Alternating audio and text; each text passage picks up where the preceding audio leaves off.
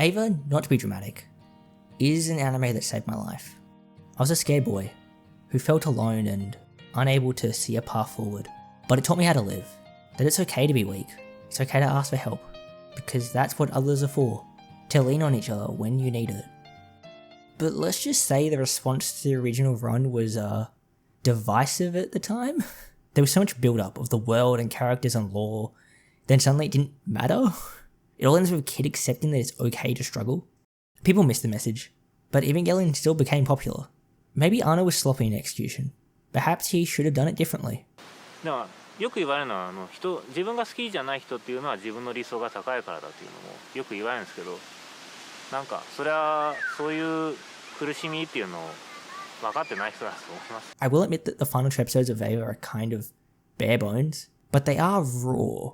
It feels like a person pouring themselves directly into you, making it kind of okay that it's basically a PowerPoint with a lot of repeated assets.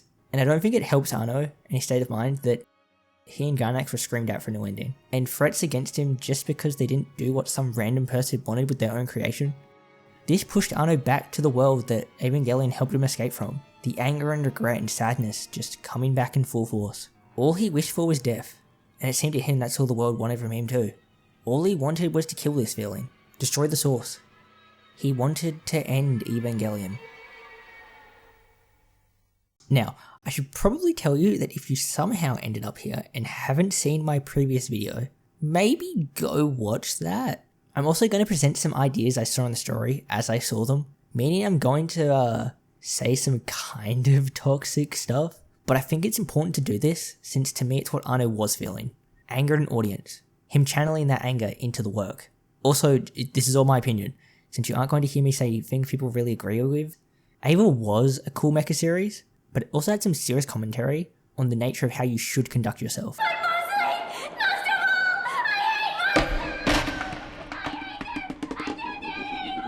In fact, like I said in my past video, mecha to me is a genre with these two things really existing at their core, but people seem to really like stories until it somehow tries to challenge something they believe or a worldview they have, and then suddenly the creator deserves harm, and I don't really understand how that works. I am being critical of people here, saying they're just ignorant, but it also could just be naiveness. People just took it the wrong way, and that's really as deep as it goes. The first half of the movie is stated to be basically what episode 25 would have been with more budget. Seele striking back at Nerve, trying to force third impact. But I still think there might be some amendments to reflect some of the new intentions of the film. All the characters just seem to be off immediately. They haven't went through their third impact growth, but they still feel very worse off compared to their original counterparts. Misato now acts entirely impulsively. She kisses Shinji, entirely betraying Nina the depth that she really had. She basically states at one point that she doesn't actually care if Shinji dies, as long as she gets to live. Stop talking like a stubborn little brat! Like it or not, you're still alive. Get moving and do something. You can die later. The exterior that she had built up is teared off, leaving only the bitter, cynical, self-indulgent core. Frisco just lets Gendo use her. She literally comments how stupid this is, that she's just letting him do it again. Am I doing something stupid? The interaction between men and women is so illogical. But she just lets it happen. Gendo literally now only wants to do instrumentality to see Yui. He doesn't actually care about anyone else, being so focused on being able to simply see his wife for like 5 seconds before they all become LCL soup. Asuka and Rei have been devolved just into their generic archetypes.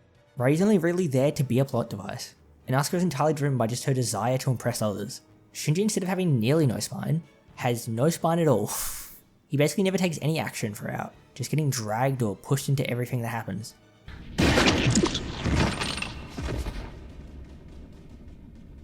Let's get you to Unit 1. He did kind of do this in the original series, but he would at least gain some agency once he got into it. He just needed that little bit of a push. But when he's faced with Seele invading Nerve, he refuses to actually save himself. I want to die. Just leave me here.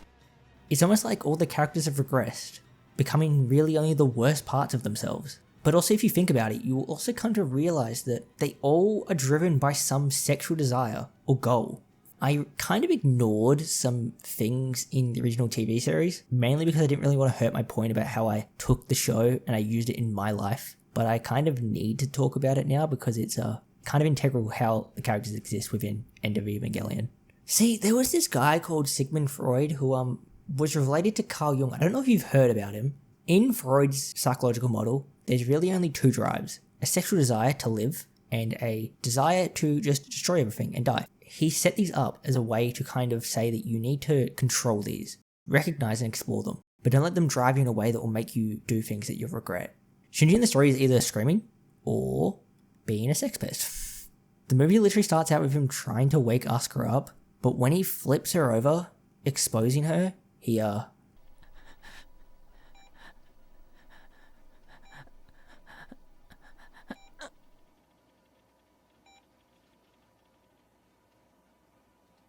so fucked up. This plus a lot of the imagery, like the rays penetrating themselves with spears, is a I say penetrate for a reason there. Leaves the impression that maybe these desires are kind of integral to the plot. People like to kind of theorize about maybe there's some reflection of Anno in this new Shinji, but I maybe feel like there's an easier answer here. I feel like Shinji is torn between these two desires, as on one side you have Anno, and on the other, the audience. But to kind of explain what I mean by that, I'm gonna have to like actually talk about how money drives the anime industry, and I'm so sorry that I have to talk about a real life topic in a video about a anime that is trying to reflect a real life concept. So it's a step too far, I know. Anno said even before Evangelion was released that he kind of had problems with how anime was being treated. It'd be more an ad or a secondary adaptation source over being its own art medium. And he kind of said this in the 90s, and you can kind of look around and ask yourself, has the industry gotten better in this way? Not really. I mean, think about what slop was back then. There's nothing really wrong with slop, but I'm just trying to point out something. They were all like shitty card games or like toy tie-in stuff. It was your Pokemons and your Digimons, and yeah, I felt like it was another mon. It was basically all selling to children. But now, what is the average slop? Isekai. And what is Isekai at its base? Running away from the real world. And why does every Isekai, besides the main character, have a cast that is entirely compromised of basically only females that fit into stereotypes? Money. I don't think I really need to explain that anime fans can be like really weird about drawn women. Actually no, just like the opposite sex in general. Evangelion is a story about not running, not partaking in the sort of behaviour that the anime industry relies on now. But since we're here, and I'm talking about this now, you can probably guess that it didn't really work.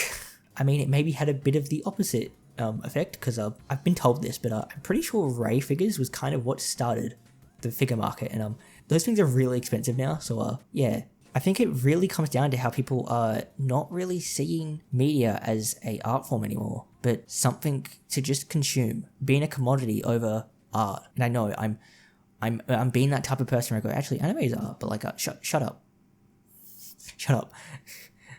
It's literally anti. I'm gonna go on this rant. I'm gonna go on this rant, aren't I? It's literally anti-intellectual. People didn't like the original ending because it didn't really neatly tie a bow on the lore. Which is okay to say that if that's what you care about. But when you see an ending that's basically a dude talking about how he escaped depression and found a reason to live, アニメや映画をやることによって人と関わり続けることができる。そう思います。 and your response to that is that was really cool, but what happened in the third impact really? I feel like you don't care about the person, you more care about what they made. End of Evangelion plays to this, but also lets Anno express himself in a way. The reason the plot's so exploitative is because Anno desires to just die, and he's channeling that into the characters. But he's also using the characters as dolls to play to the audience. Most of the cast now feel like cardboard cutouts because that's really all they have to be, which is why I only passingly talked about them. There's no point really going any deeper because they're just there to be worse versions of themselves, or play to Shinji and the audience's desire. I mean, if they missed the depth in the past, why would we do that again? The difference in how instrumentality plays out, and what it means for Shinji's character, is really where I think the difference in message is. I don't think Shinji is a good person, in either TV or End of Evangelion. But Shinji in TV at least accepts others in the end. He becomes better. To me at least, this would have lessened the blow if episode 25 had planned to have Shinji do the thing I'm not going to say out loud, but I probably put back up on screen so you know what I'm talking about. Because it will acknowledge how directly screwed up that is. But in my opinion, Shinji in End of Evangelion doesn't do that. During instrumentality, a lot of the dialogue starts off feeling pretty similar to how it would have been in the original. But when Shinji responds, it suddenly just changes tone. Why don't you try just being nice to me? We are nice to you. Liars! You're just hiding behind those smiles, but you intentionally keep things ambiguous! Almost like the underlying being that's challenging him just gives up, knowing there's no point in actually trying to challenge him. They just need him to say yes to instrumentality anyway. So what's the point of pissing him off when they can just play to what he already wants? They just need to give him something to lash it out on. The film is really about Shinji and Asuka. Asuka is just as mentally scarred as Shinji, so wouldn't that mean that she deserves the same treatment as him? So when Shinji asks her how he can help her, and she defaults to just rejecting him, he immediately just jumps to how he needs to help her so she can help him. Asuka, help me. Please. Asuka, you're the only person that can help me. Liar. He never actually cared about her. He just cared what she could do for him. He wants this connection with her, but is unwilling to actually come to any compromise. The compromise that you need for a serious relationship. He just wants people to support him, and not really ever give anything back. Asuka refuses to let him do that. She tells Shinji the truth. Shinji is pathetic. He's weak. He doesn't even want to face that. So instead of doing that, facing it, instead of accepting that he can't control how others act, instead of introspecting on why people might not really want to help him, that maybe he is the issue here, he just gives in. And he takes joy in this. Perhaps he feels like he's finally getting back at her. I mean, it does flash the scene of Naoko killing Rei, which, if I remind you what Naoko actually said in that scene. You little bitch! You're replaceable too, did you know that, Ray? You're just as replaceable as me! Shinji doesn't actually care how he gets support. He's just a parasite that will latch onto what he can get. Asuka was just in that moment, in the hospital, what he latched onto. He felt no love or care or concern. He just felt lost. The film ends with Shinji and Asuka lying on a beach. An Adam and Eve. An opportunity for a new start. But I don't think I have to tell you that that's not what's going to happen here. Shinji doesn't actually care about anyone else. He doesn't want a new start. He doesn't want anything but a fake love.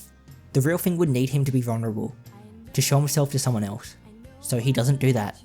Nothing good has happened in the story. The world is basically done, but he doesn't care about any of that. So what makes you think he's going to change now? He'll just do whatever he wants to do.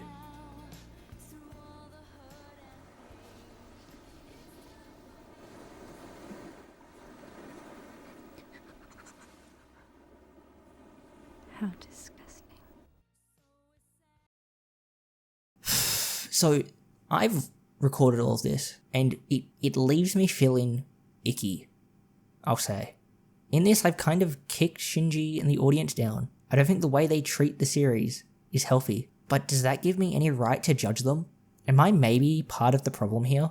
It mainly comes from the fact that Evangelion is so special to me, and I want people to understand that in the way that I have. But in that, I'm forcing this interpretation and way of living onto other people, and I don't know if they deserve that. I try to not be negative, but to me, End of Evangelion didn't really have any positive emotion in it, and I don't know if I want to leave it like that. I've said that we should try to understand others, but in a way, I've not tried to understand the perspective of people that I maybe don't agree with in this. Shinji made mistakes. He refused to change. But does that mean he'll never change? Shinji did spare Asuka in the end. He may have hated or loved her or whatever he feels for her. It may have been pathetic, him being unable to even really commit to this final thing. But maybe that was for the best. I don't think you should be like Shinji, but if you are, or have been, I don't think that's inherently bad either. The problem in the story is Shinji was never challenged. So make this the challenge to you. If you act selfishly, refuse to face the truth, or constantly run, stop. But the only way that you can fuck up now is if you reject that. If you stubbornly hold on, continue to dream, refusing to wake up. And I can't help you then. And I don't think anyone else can either. But if you are willing to face that, to become better, you can't get any worse than right now, as long as you stick to it. And I'm sure you'll find people that will help you, and forgive you if you do stumble. I've been given a second chance in the past. I feel like Shinji and you also deserve that, don't you? There's a cycle of hate here. A cycle of someone making something to challenge an audience. The audience uses it as something beyond the meaning that it was meant to have. And in this case, Anno responded, but he might have responded in the worst way. I think it just added to that cycle. And I don't want to add to that cycle either. And I don't think Anno does either. I think he wants to break that cycle. なんかここれだと普通のものになってしまう。今脚本考えてますから大丈夫です。 And if he wants that second chance,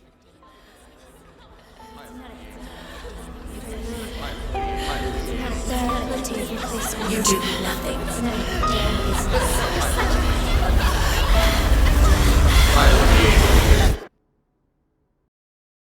I think we should listen.